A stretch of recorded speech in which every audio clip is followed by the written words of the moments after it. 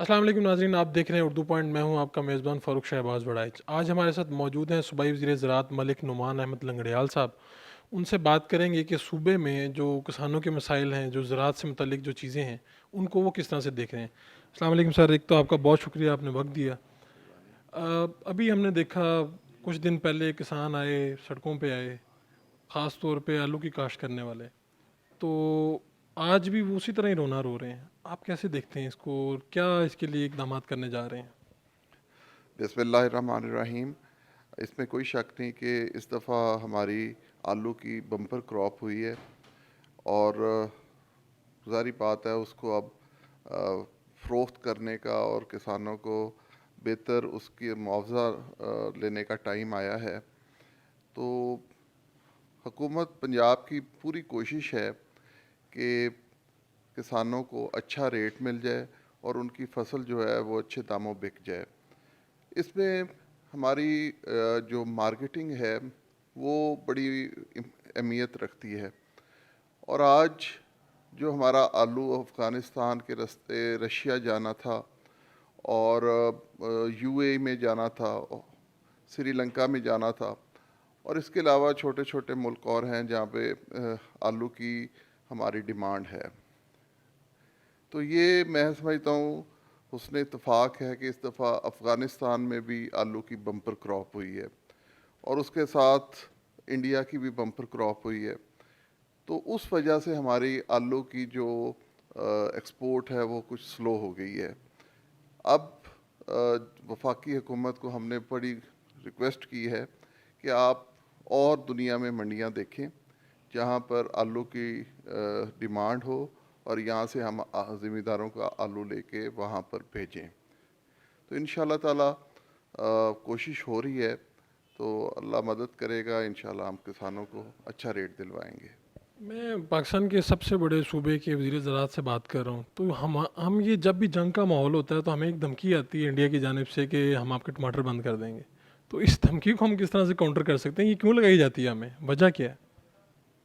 देखिए वडाई साहब, बड़ी ये आसान सी बात है कि पिछले 10 सालों में नून लीग की हुकूमत रही और नून लीग के जो हुक्मरान थे उनका आपको अच्छी तरह पता है कि मोदी के साथ किस तरह के ताल्लुकात थे।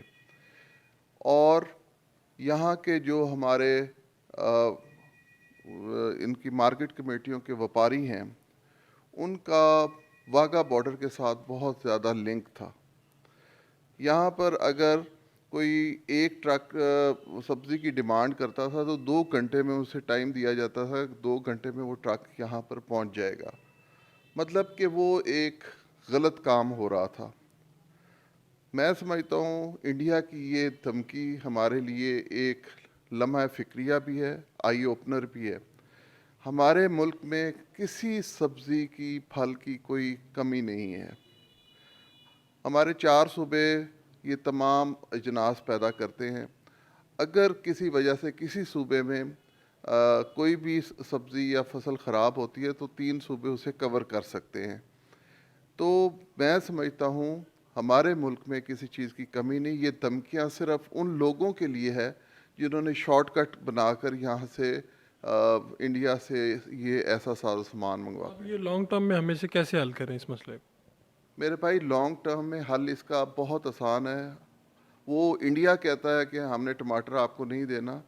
मैं आज आपके सामने ये वसूख से कहता हूँ कि हमें इंडिया का कोई टमाटर, कोई सब्ज़ी नहीं चाहिए। हमारे पास हम खुद कफ़ील हैं और इंशाल्लाह ताला हम अपने मुल्क की जो ज़रूरत है वो खुद पूरा करेंगे। मुझे लंगड़ियाल साहब ये भी पूछना है आपसे कि हमारे यहाँ सबसे ज़्यादा जो फसल ऐसी या फल ऐसा कौन सा है जिसे हम अभी यूटिलाइज़ नहीं कर पा रहे, जो भेज नहीं पा रहे बाहर, और मार्केट में, बाहर की मार्केट में उसकी डिमांड है, और पिछली हुकूमत या हमारी कोई पॉलिसी जिस जो भी रुकावट बनी, आपकी नज़र में कौन सा स्कोप है? खुद भी आप ज़िम्मेदार हैं। बड़े साहब, देखिए मैं आपको बड़ी आसान बात बताता हूँ कि ये तमाम अजनास एग्रीकल्चर प्रोड्यूस उस वक्त तक हमारे किसान परेशान रहेंगे, मुश्किल में रहेंगे, जब तक हमारी नेशनल मार्केटिंग और इंटरनेशनल मार्केटिंग वो बेहतर नहीं होगी।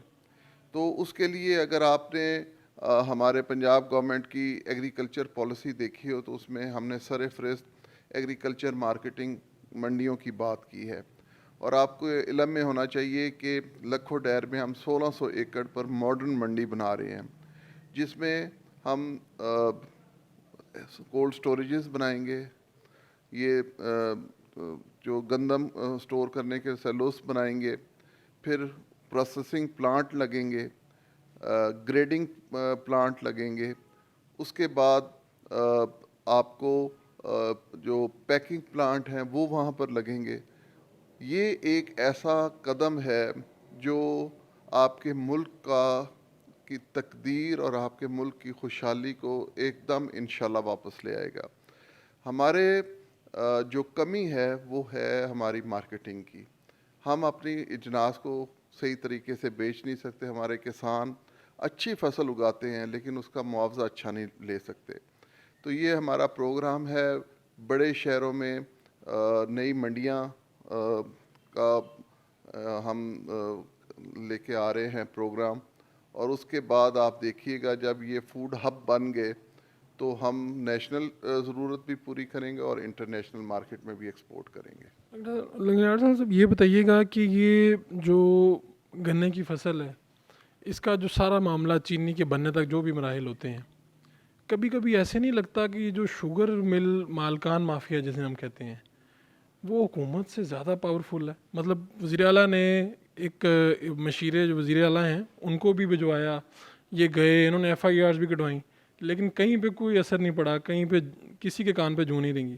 آپ کو نہیں لگتا یہ حکومت سے زیادہ پاورفل لوگ ہیں؟ وڈیر صاحب آپ کی بات بالکل ٹھیک ہے، اگر آپ اس 6 مہینے سے پہلے کی بات کریں تو واقعی شوگر مل مالکان جو ہیں وہ حکومت سے مضبوط تھے۔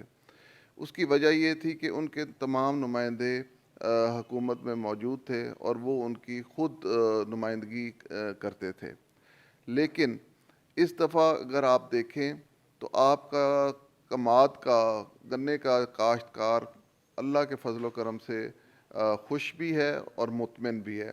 اس کی وجہ ہے کہ ہم نے اپنے کاشتکار کو 180 روپیہ ریٹ بھی لے کے دیا ہے، کٹوتی بھی کم سے کم رکھوائی ہے، اور اس کی جو پیمنٹ ہے وہ بھی بر وقت اسے موصول ہو رہی ہے۔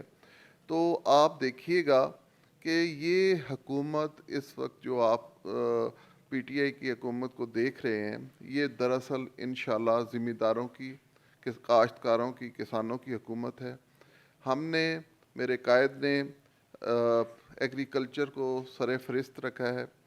جس دن ہماری ایگریکلچر کامیاب ہو گئی اسی دن ہمارا ملک خوشحال ہو جائے گا، ہماری اکانومی بہتر ہو جائے گی، تو اس لیے ہم سب اسی کو فوکس کر کے چل رہے ہیں۔ میں خود ایک دیہاتی بیک گراؤنڈ سے ہوں، کسان جو ان سے ہیں وہ چودھری پرویز الہی کی حکومت کو یاد کر کے بہت ان کو دعائیں دیتے ہیں، تو میں تو یہ پوچھنا آپ سے چاہ رہا ہوں، آپ کا ویژن بھی ہے، آپ کون سا ایسا کام کرنے چاہ رہے ہیں، کس طرح سے فیسیلیٹیٹ کرنے جا رہے ہیں کہ جس کے بعد وہ کہیں کہ ایک عمران خان حکومت ہوا کرتی تھی، ایک ان کے وزیر ہوا کرتے تھے لنگڑیال صاحب، انہوں نے یہ کیا تھا، کیونکہ اتنا وقفہ آیا اس میں پرویز الہی کے بعد۔ وڈیر صاحب میں آپ کو بتاؤں، جو ہمارا چھوٹا کسان ہے اور ہماری کاشتکاری ہے وہ 2 چیزوں پہ میں سمجھتا ہوں ڈپینڈ کرتی ہے، نمبر 1 سیڈ پہ اور نمبر 2 پیسٹیسائڈ پہ۔ یہ 2 ایسے کمپوننٹ ہیں جن کی وجہ سے ہمارا چھوٹا کاشتکار ہمیشہ پسا اور مقروض ہوا۔ ہم نے ان 2 چیزوں کو اپنے فوکس میں کیا ہوا ہے۔ انشاءاللہ تعالیٰ آپ دیکھیے گا 1-2 سال بعد ہم ہر جنس کا نیا سیڈ آئے گا، کیونکہ ہم ریسرچ پر بہت محنت کر رہے ہیں، ہم اپنے سائنٹسٹ کو اس دفعہ بہت زیادہ سہولیات اور مراد دے رہے ہیں، اور جو زرعی ادویات کا ناجائز کام کرتے تھے ان کے لیے ہم نے زیرو ٹالرنس کا اعلان کیا ہے۔ اور انشاءاللہ تعالیٰ آپ دیکھیے گا کہ یہ جو ہمارے کسان دشمن پیسٹیسائڈ والے ہیں ان کا ہم قلع قلم کریں گے۔ اس کے بعد ہم جو اپنے کسانوں کو سیڈ جو ہے وہ بہترین سرٹیفائڈ سیڈ دیں گے۔ اس سے آپ دیکھیے گا کہ آپ کے ملک میں کیا فرق آتا ہے اور انشاءاللہ تعالیٰ کیا ترقی آتی ہے۔ کہا جاتا ہے جی کہ پاکستان ایک زرعی ملک ہے، ہم پڑھتے بھی آئے ہیں، کہتے بھی ہیں، اور یہ حقیقت بھی ہے، لیکن آج بھی ایسا لگتا ہے جیسے اس شعبے کو اہمیت کم دی جاتی ہے، چاہے وہ ٹی وی شوز ہوں، چاہے وہ دیگر میڈیا ہو، یا صرف ڈپارٹمنٹل میٹنگز تک ہی رہیں، تو اس شعبے کو ایسے سمجھا جاتا ہے کہ یہ اہمیت کا حامل نہیں ہے۔ کیا وجہ ہے اور اس کو کیسے امپورٹنٹ بنایا جا سکتا ہے؟ لوگوں کا اتنا زیادہ روزگار وابستہ ہے، ہماری اکانومی اس پہ بیس کرتی ہے۔ بالکل آپ کی بات صحیح ہے کہ اگر آج سے پہلے آپ دیکھیں 10 سال، تو اس شعبے کو ضرور نظر انداز کیا گیا ہے۔ رائے صاحب، آپ اس چیز سے اندازہ لگائیے کہ 10% اس وقت لاہور کی آبادی ہے۔ پورے پنجاب میں اگر ہم 100% میں بات کریں تو 10% کی آبادی ہے۔ 10% کی آبادی پر یہ نون لیگ کے جو بے رحم حکمران تھے، انہوں نے 90% عوام کا پیسہ اورنج ٹرین پر لگا کر پورے پنجاب کو کنگال اور فقیر کر دیا ہے۔ آپ اس سے ان کی عقل کا اور ان کے وین کا اندازہ لگائیں کہ یہ ذرائع پر کتنی توجہ دیتے رہے ہیں، اور انہوں نے دی۔ اور آج جب میں نے ٹیک اوور کیا یہ محکمہ، تو اس محکمے میں نہ کوئی پالیسی تھی، نہ کوئی پیسہ تھا، اور نہ کوئی وین تھی۔ تو میں اپنے پرائم منسٹر کو، اپنے چیف منسٹر کو شکریہ ادا کرتا ہوں جس نے ہمیں یہ کام سونپا، اور ہم نے 100 دن میں پالیسی بنائی، اور اللہ کے فضل و کرم سے آج ہم اس پالیسی پہ عمل پیرا ہیں، اور کل چل کے اس کا آپ کو نتیجہ دیں گے کہ ہم نے ایگریکلچر میں کیا کیا۔ میں اس کا اختتام کروں گا۔ مجھے صرف آپ اگر آپ بتا سکیں، کوئی ٹائم لائن، میں تو نہیں یہاں پہ، لیکن آپ کو کیا لگتا ہے کہ کتنی دیر لگے گی یہ سارا ریوائول ہونے میں؟ پنجاب کی حد تک آپ کو کیا لگ رہا ہے، کیا دیکھ رہے ہیں؟ دیکھیں وڈائے صاحب، اب 2019 ہے، اس دفعہ ہم کپاس اپنے کاشتکاروں سے کاشت کروانے کی کوشش کر رہے ہیں، اور انشاءاللہ تعالی ہم اپنے ہدف کو پہنچیں گے۔ تو اگلے سال جب کپاس کی کاشت مکمل ہو جائے گی اور اس کی چنائی شروع ہوگی، میں آپ کو اس وقت چیلنج کرتا ہوں کہ آپ کو نظر آئے گا کہ آپ کے ملک میں کتنی ترقی ہوئی۔ اٹ مینس کہ 1.5 سال ہمیں اور چاہیے۔ ہم انشاءاللہ تعالی اپنے جو ہمارے آئل سیڈ کراپس ہیں، سورج مکھی، کنولا، تل، ہم ان پہ بہت محنت کر رہے ہیں۔ 5-5 ہزار روپے ہم سبسڈی دے رہے ہیں پر ایکڑ پہ، اور آگے چل کے ہم اس کو بڑھائیں گے، کیونکہ ہم 350 ارب روپے کا خوردنی تیل باہر سے امپورٹ کرتے ہیں، جو ہمارا ایک بہت بڑا ایکسپورٹ چیک ہے جو ہمیں دینا پڑتا ہے۔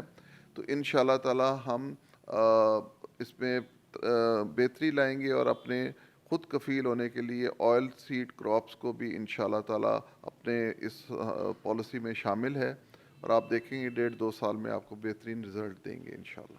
آپ نے صوبائی وزیر زراعت کی گفتگو سنی، اور ان کے مطابق اگلا جو سال 1.5 سال ہے یہ کوئی خوشی کی خبر لائے گا، کسان دوست حکومت یہ ثابت ہونے والی ہے۔